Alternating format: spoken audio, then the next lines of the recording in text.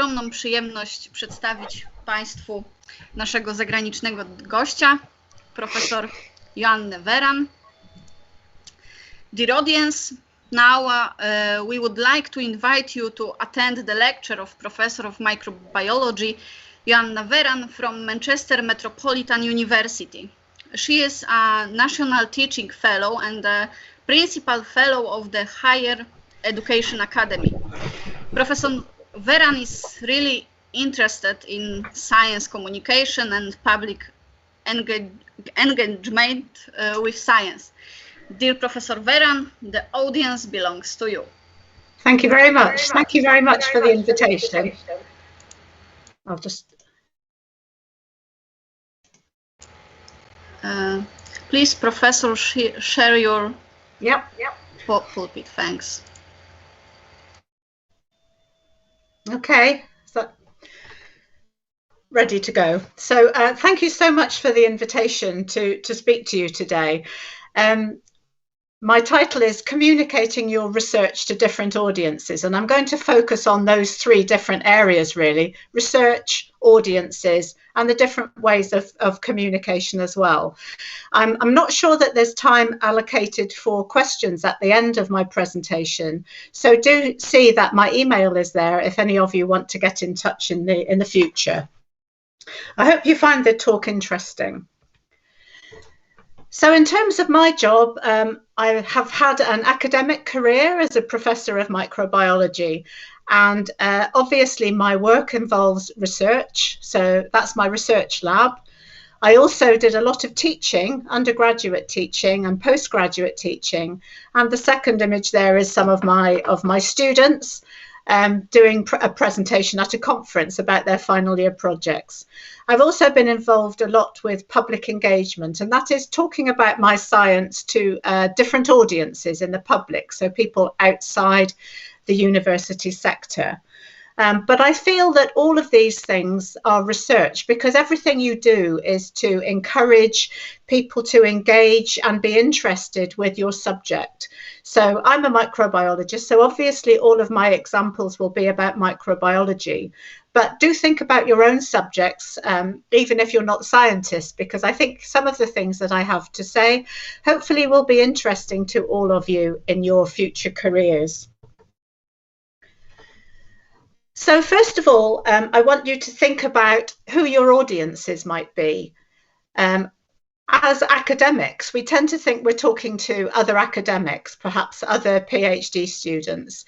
If we're teachers, we think about our students. But you might go home, you may talk to your family, you may need to talk and want to talk about your subject to your family. And these are, of course, members of the public who may not necessarily know as much about your subject as you do. And we talk about public engagement, about encouraging audiences to engage with you, to join with you, talking about your subject. You don't just talk at them, you encourage them to speak back to you. And these interactions may be virtual. You may write articles for the media, they may be on social media. They may be in-person interactions. Obviously, at the moment, there's less of that. But it's also important to think about which public you're thinking of, because the public is lots and lots of different groups of people. You may speak to an organisation that comprises women only, or you may be talking to schools. So your public, your audiences will always be slightly more specific perhaps than you think. And the way that you write your information to those audiences, you should bear in mind who you're speaking to. In addition, if you have a particular event that you're wanting to encourage, you need to think about what the event is going to be. What is it that you want to talk to your audience about? Who your audience is? Why do you want to speak to them? When are you going to do it? Is there an important time of the year when you need to speak to these people? How is your event going to be managed? And where is your event going to be? And all of these things are important to make sure that your engagement, your event, is the best it can possibly be. So in terms of designing your activity, how you deliver your activity, and then how you evaluate how important, how effective it's been. In other words, it's a bit like an experiment when you're talking about methods and results and conclusions, and indeed the aim. Why are you doing it in the first place? So I think if you're thinking about any activity where you're speaking to an audience, think about all of these questions. And then what your message is going to be. I'm sorry there's a lot of words on this slide, but I was just trying to think about in microbiology what might be important. You might be speaking specifically about your research. It may be that the funding means that you must talk about your work to other audiences, but you should always also think about how you are developing your own skills. And also, being very exciting, you might have discovered something really important and you want to tell everybody about it. Or you may just want to speak about microbiology generally. We all love microbiology. Does everybody know what a virus is? I suspect people know much more about viruses now than they used to because of coronavirus, but you also need to make sure that the information that you give is accurate. You may want to speak about topical issues, and again, coronavirus has brought to our attention the importance of hand hygiene, ventilation, vaccination. Also, there's the underlying issue of antibiotic resistance if antibiotics are used in treatment incorrectly. So those are key topics that are always important in terms of educating the public audiences. And I wrote probiotics there as well, because we must remember that they're also good microorganisms. They're not all bad. Lastly, you might want to ask your audience to help you with your research. Can they analyse your data for you, which is a whole area of citizen science? Or you might want to ask them questions which will help you with your research. So you might be needing to do surveys. I would also remind you, if you're going to do anything like that, you should consider the ethical implications of asking people to give you information.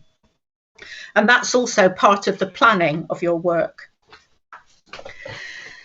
So, okay, the previous slide was about the content of your message. What is the subject that you're talking about? And here I'm thinking about the output. In other words, after you've done your event or during your event, what is going to be the benefit from it? If you were doing research, you would be doing a scientific presentation or giving a poster or writing a paper. You might want to write a magazine article for your local society or your university or student magazine, or you might be wanting to write something for the media, the news. Or you may use social media, and you may use Twitter and other media to contact and communicate with other people. Or you may have a specific face-to-face public engagement event. And at the end of that, you can also think about publishing your education or your public engagement event as a peer-reviewed research paper. As I said before, this can all be considered research, and it is always going to evidence your activities. In other words, think of your career development. Think of all the things that you do outside of your laboratory or outside of your library or wherever you're doing your work.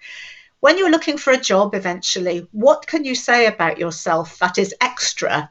Think about how you can promote yourself and how some of these activities can help you in that to evidence your other skills. So just quickly about my own research, it was particularly about microorganisms attached to surfaces at a solid air interface, so basically a dry interface. If there is no interaction between the organisms and the substratum, they're just stuck there, then your surface is contaminated. If they survive there, they may be cross-contaminated onto other surfaces. So I've highlighted that in red because I have used some of that research in my public engagement activities.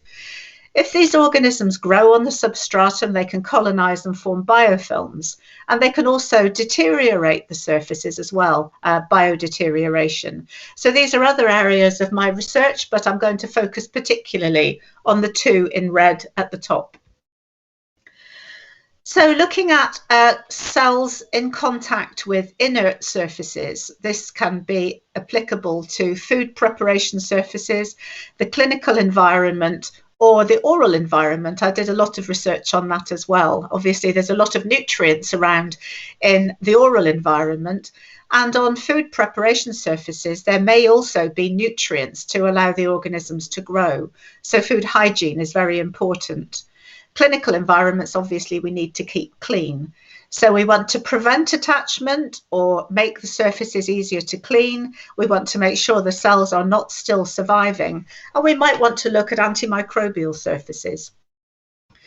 This is a public engagement event we did at the university where we encouraged people to just put their hands on agar plates, really, to show how they could contaminate other surfaces.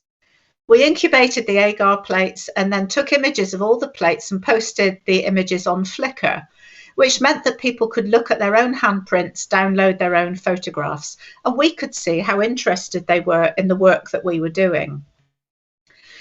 I've also looked at the contamination of inert objects, and this obviously is a very old mobile phone, a Nokia, but you can see that there's lots of contamination on that. Does that matter? Is that a problem? Should you keep cleaning your phone? Should you use a phone in a hospital environment? So there are real implications for this quite interesting and amusing photograph. In fact, one of our local newspapers picked up on the work that we had done and wrote an article about our research on the contamination of mobile phones, which was quite terrifying for me to be in the news, but it passed. I was happy to know. But afterwards, I worked with other people and we looked at how mobile phones could be contaminated as reservoirs in hospital-acquired infections. And I also developed a practical class for my students. So in effect, from just one agar plate with a Nokia phone on, I was able to develop a practical and publish some papers. So I think you should always think about what more can you get from your work. We've looked at the contamination of other surfaces. So I have been on television in the UK before, looking at the contamination of handbags and makeup. What sort of microorganisms are there?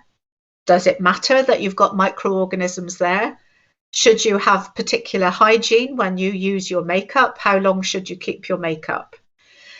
We've looked at the contamination of ATMs, bank devices where you plug in to get your cash. We've looked at computer keyboards, so lots of frequently touched objects. What microorganisms are there, and might they be a problem for cross-contamination control?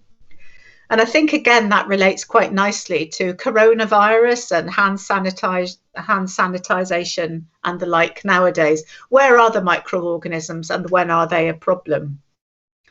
So those surface contamination work is very simple. You just swab a surface and see what's there. And you can see there is a map at the top of this image. And I had some citizen scientists who were interested in seeing how contaminated bus stops were in Manchester. So they went to bus stops and they swabbed all the surfaces to see what was there. And it was just interesting for them to look at the contamination of those surfaces. And they produced the Manchester microbe map as a result. So it was good engagement of microbiology and citizen sciences. But in terms of actual research or laboratory-based research, I've extended that work. We have looked at contamination in a whole range of different industrial, domestic and hospital environments. There is a lot of work, not by us particularly, about the microbiomes of those environments. We're interested in cleaning policies in different organisations, testing methods for antimicrobial surfaces and developing standard methods for the assessment of those surfaces. So that's real research that we're doing, and you can see how it relates to informing the public. One of my PhD students was looking at photocatalytic surfaces and seeing how antimicrobial they were. And I actually got permission from the university to paint some of the walls of one of our buildings with photocatalytic paint to see how good they were at staying clean. You can see the building is pretty dirty normally, but you can also see the painted areas. It's not very easy for you, I suspect, to see whether some of the white areas are brighter than others. But we use these walls as a way of attracting passing members of the public to find out about our research, and also to tell us if they could see which of the walls were cleaner. So that again was a way of engaging the public in our research. And it did help us to see how quickly they could spot the difference between a photocatalytic paint and a non-photocatalytic paint. Another PhD student was looking at denture plaque, actually, and we did an event for the public about plaque on teeth, where we got the children to come in, they disclosed their plaque, we cleaned their teeth, we talked about the microscopy of plaque, how to clean their teeth effectively, and we gave them toothpaste and brush and a certificate. Obviously, we had to look at health and safety to make sure everyone was safe there, but we worked with Unilever in that case, and they donated the toothpaste and brushes. So again, you can look to other people to help you deliver your work. And those two projects, the photocatalytic project and the plaque project, we included both in this paper that we published recently about biofilm control strategies. So work that perhaps was even done a little while ago, we have still been able to use it to discuss how we work with the public and how we can improve our public engagement activities. Looking at teaching, obviously I didn't just teach microbiology and art, I taught medical microbiology particularly, but also all aspects of general microbiology. But I wanted to encourage my students also to communicate their microbiology to other audiences, because sometimes undergraduates are quite shy about speaking. So in the first year undergraduates, I encourage my students to use art to talk about their microbiology. And this was a really wonderful project because it allowed the students to show how talented they were actually and how artistic and creative. Some wrote music, some made models, some did beautiful painting, others did textiles. So I think you should also remember that students, when they come to university, know a lot more than just the subject that they've come to study. And it's nice to encourage them to work with these other talents that they have. Remember, they are multi-talented and that you can use all sorts of different subjects to talk about your own. So it was a wonderful project that I did, and the students really liked it as well, as you can see from the work that they produced.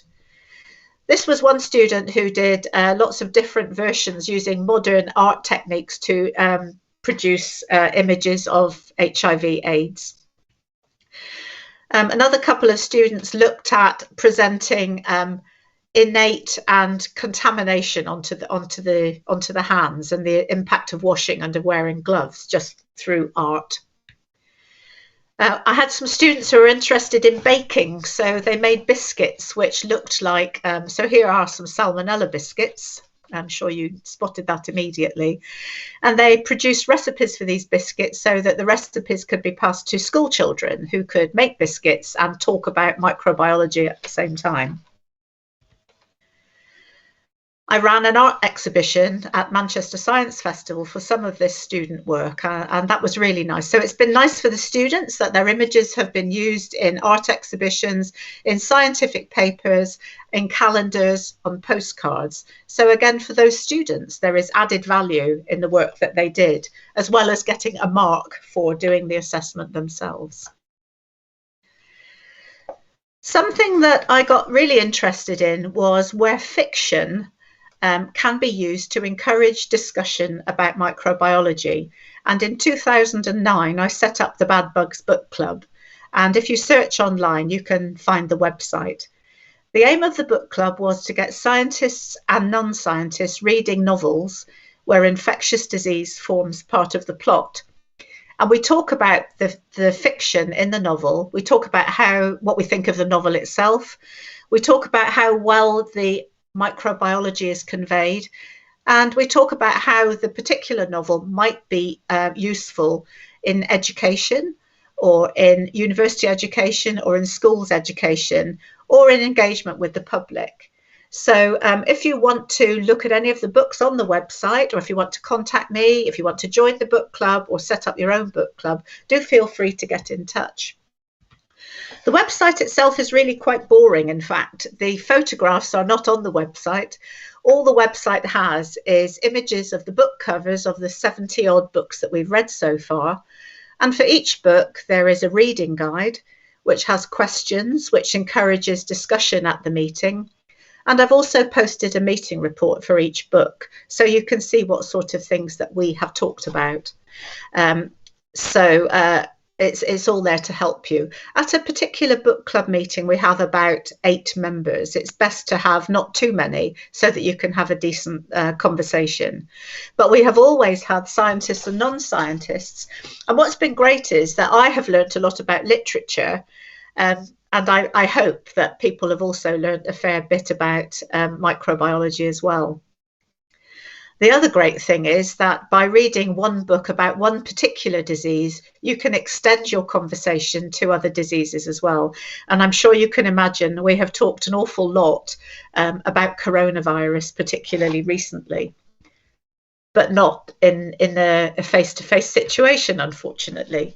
So previously we've had book club meetings face-to-face in a pub, or we've gone on guided walks related to a particular book. We've had film screenings accompanying the books. And on particular events such as World AIDS Day, every year for World AIDS Day, we've had particular events, reading particular books. We produced a community quilt for the Terence Higgins Trust. I got some funding from the Microbiology Society to help set up these events. So again, you're engaging with more people than just those in the book club by using a whole range of different activities and the book club, and in this case, World AIDS Day, as a hook for encouraging people to come or to join in, participate.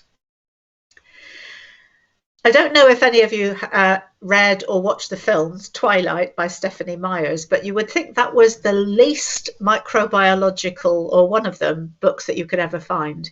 But actually, when they were first published, their audience was very much young adults. And you could actually use Twilight to talk about influenza, because that's what Edward was going to die of before he was turned into a vampire. Then you can talk about influenza, how influenza was transmitted.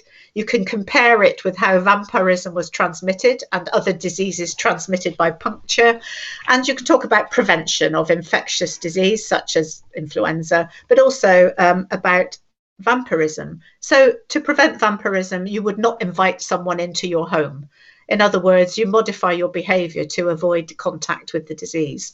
Or you might wear some sort of icon or eat garlic, which is a way of talking about sort of prophylaxis or control. So you can use anything really to talk about microbiology using the book as a hook. And then thinking about vampires, I also started then thinking about zombies. And of course, there are many, many, many books about zombies. And zombieism, of course, is also an infectious disease, except that it's much more lethal than any disease that we know.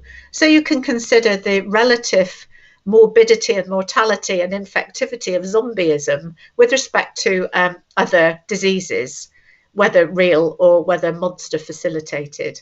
And I worked with a mathematician PhD student, and we developed a program called SimZombie, which allows us to show how these different infections work. Obviously, that's not working in this particular instance, but if you search SimZombie online, you can see.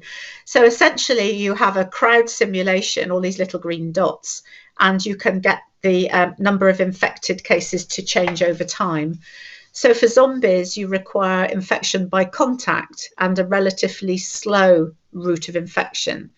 For vampires, they are only active at night. You tend to go latent in the daytime, and you get flare-ups in different locations. So it's a bit like It's a bit like venereal diseases where you get clusters of infection, whereas zombieism is perhaps more like something like Ebola, where you need definite contact.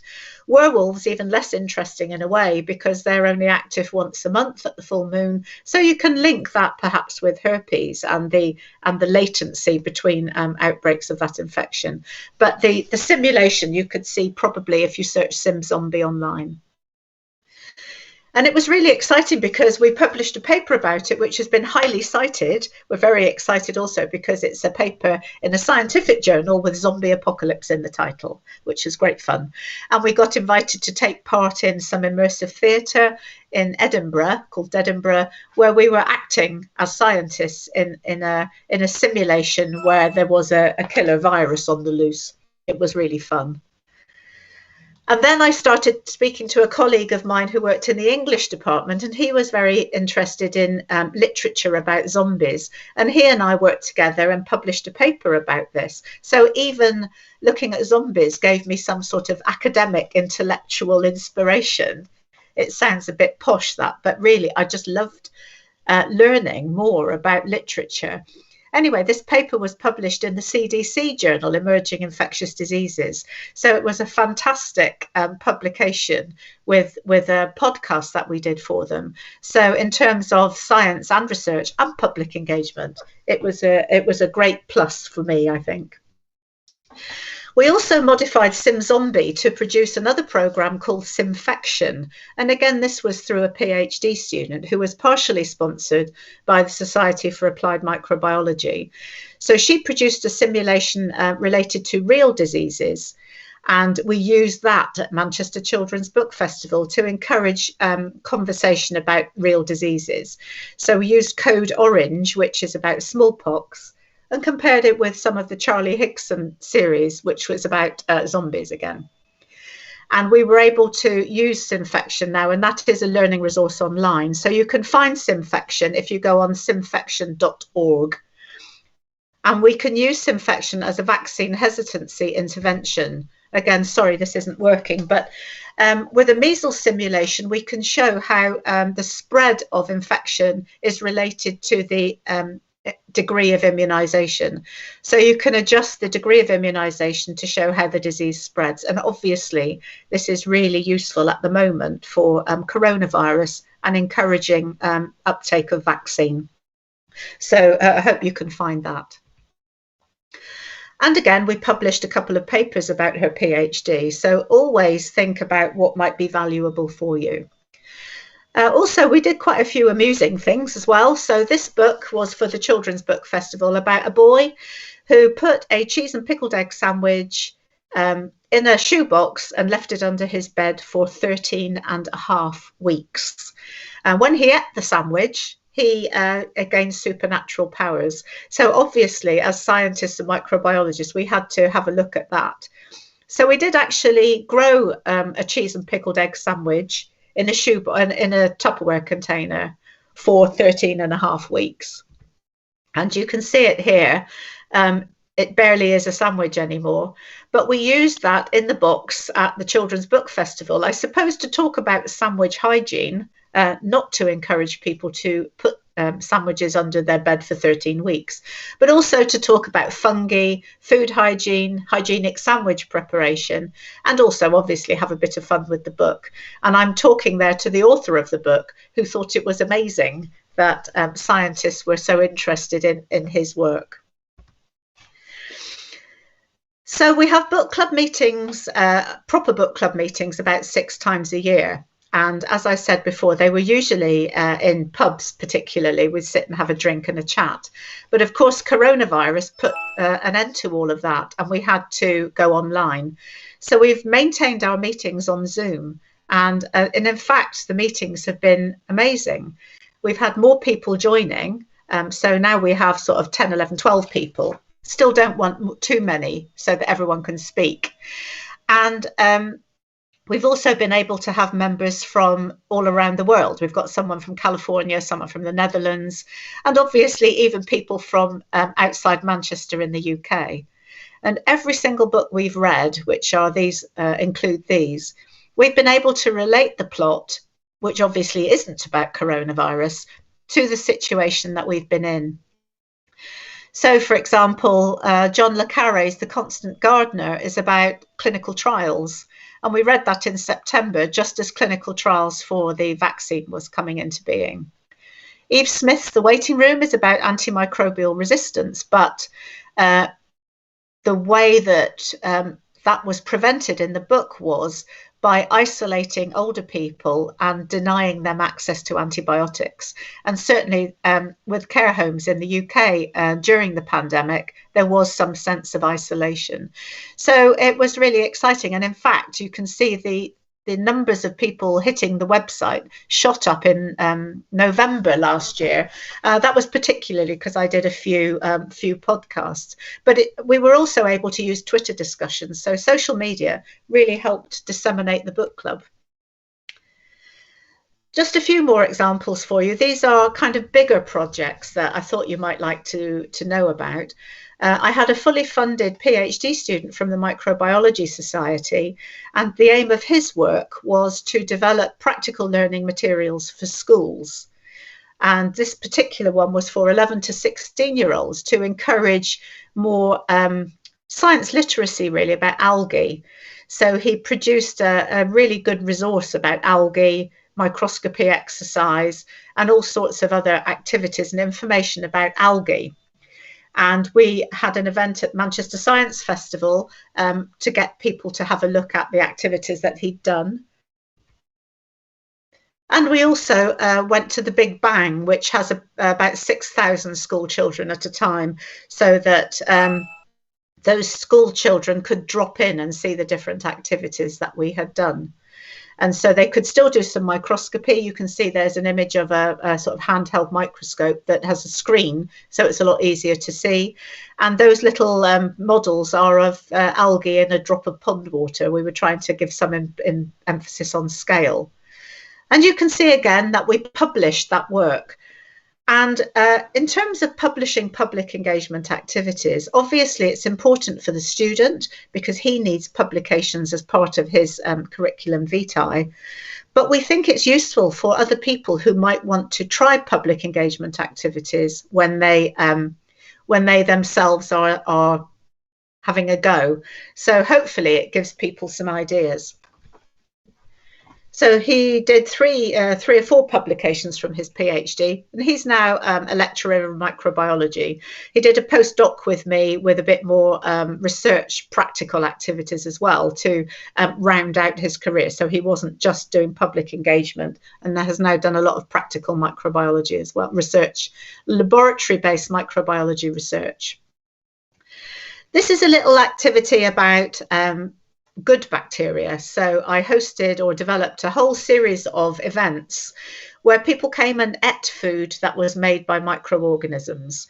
And this particular one was in a high-end restaurant where people paid to come and ate food that was, we talked about the different food they were eating, the various fermented foods.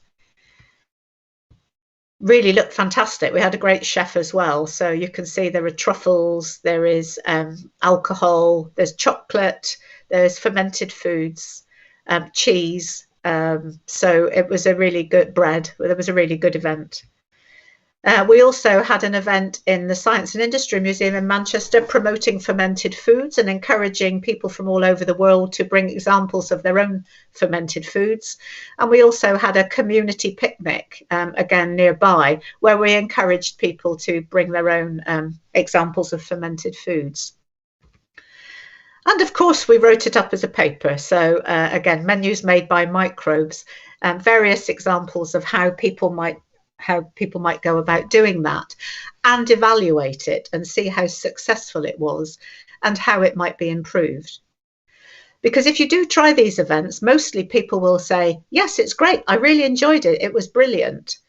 But that isn't really giving you much information about what they learnt or what was successful or what was less successful in your event.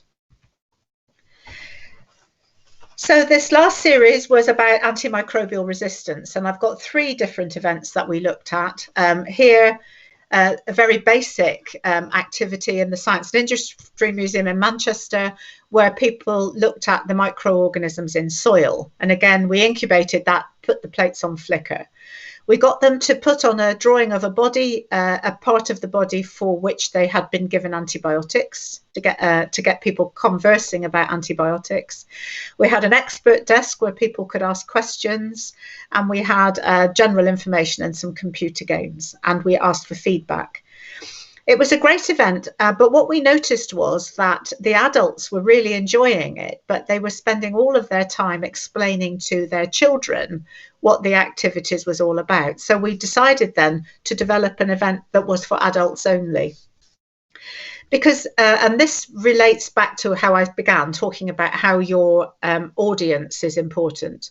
So we were thinking about adults, and we were thinking about antimicrobial resistance. So we chose some local air raid shelters, which were used in the Second World War, where people sheltered during air raids, bombing raids. And the idea for this was that we wanted to compare that era, the 1940s, when there were no antibiotics, with now, when we have antibiotics, and the future, when potentially we might not. So we worked with nurses, and the nurses talked to our audiences about how we coped without antibiotics, and there was a lot of storytelling involved there. We had microbiologists encouraging the adults to swab the tunnels to see if they could find any new antibiotic producing bacteria. And the great thing was to see how excited these adults were as they were running around the tunnels holding their swabs. We also then had another session where we talked about alternatives to antibiotics, which was some of the research that we had been doing. As you can see, it was in a darkened room, so we used fluorescent bacteria to show the activities. And we learned a lot from both of these activities. We learned how best to design an event with the best way of delivering a message, define your message, the best way of observing engagement, and the best way of seeing how successful it was.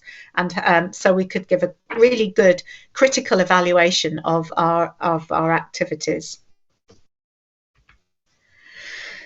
So coming up to the last couple of slides, as I said before, I would be concentrating on public engagement because I think we are all doing research, we are all doing teaching, I imagine. You're doing demonstrating if you're postdocs or PhD students. And I would imagine that some of you are perhaps thinking about public engagement.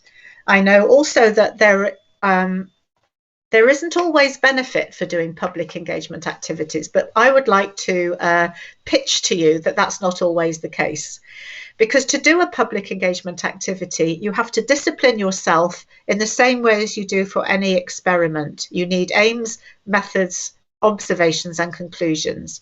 You need to work out how you're going to evaluate how successful your event was. You may need qualitative as well as quantitative activities. You need to make sure that your event is timely, topical. You may not be able to do it again, so it could be seen to be a waste of time. It will take a lot of time, and it is exhausting. There is now funding more available for public engagement activity, and often public engagement or communication and outreach is often a component of funding bids when supervisors apply for major funding. And in the UK, the impact of our research is very important in how our research generally is assessed. And the best way to assess your impact is what changes it has made to the outside audiences. So again, that could well include public engagement. So think about disseminating these different extracurricular activities that you do. You can talk about them through conferences, advertise them on websites, write articles in magazines, write papers, just so that you share problems and successes and get some feedback for your efforts. So it still is research. So communicating your research to different audiences was the title of my talk. And I think, obviously, it's very important to think about all of these audiences and the whole range of different ways that you can communicate your research. It's useful for you to help to improve your communication skills. It's exciting, challenging, tiring, educational because you learn things as well as your audience. It enables you to interact with lots more people. You have collaborations with people from other disciplines. There are great opportunities and you develop lots of skills. You can have outputs. And as I've said, I find it very, very rewarding and above all fun. And I'd just like to draw your attention, if you're thinking about doing any activities, it's World Microorganism Day on September the 17th, and many different microbiology societies work together to have particular events to promote World Microorganism Day. It's organised by FEMS, the Federation of European Microbiology Societies. So if you're interested in doing any events for that, do have a look on their website and have a go yourself. And as I said before, if any of you want to get in touch with me, do feel free. So that's the end of me. Thank you very much indeed. I'll stop presenting now. Dear Professor Verran, thank you for taking your time to prepare such a wonderful presentation. Also, I would like to thank you for your presence with us. Now, I would like to invite you, the audience, to participate in the quick discussion. Do you know if you have any questions?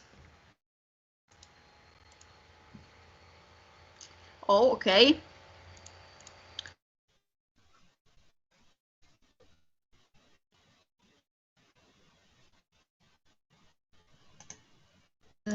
Pani Izabela Wojtczak, proszę bardzo.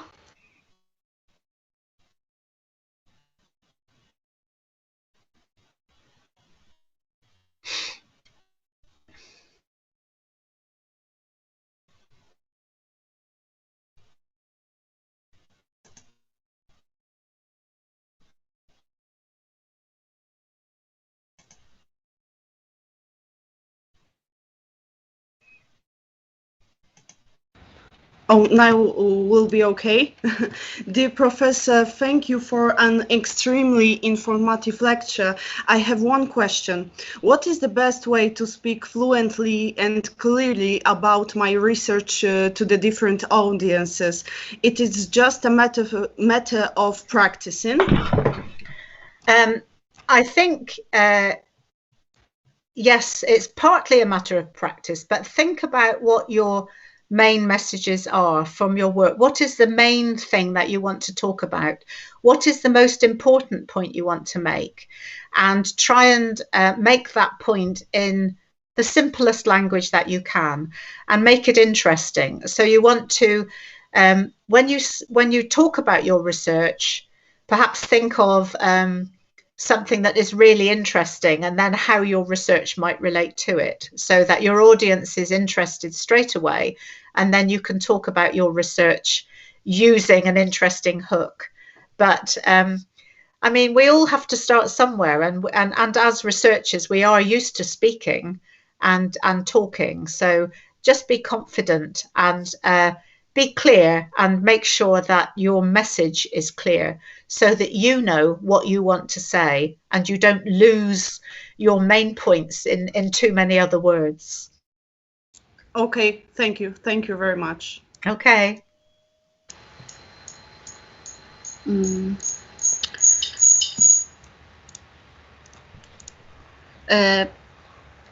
Professor, once again, I would like to thank you, Professor, for your presence at our conference.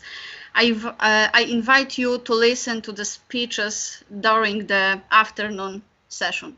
Thank you very much indeed. Thank you very much. And thank you for the invitation. And as I said before, if anyone has any more questions, do feel free to email me. Okay. Bye. Was, Szanowni Państwo, zapraszam żeby przełączyć się na odpowiednie panele sesji popołudniowej.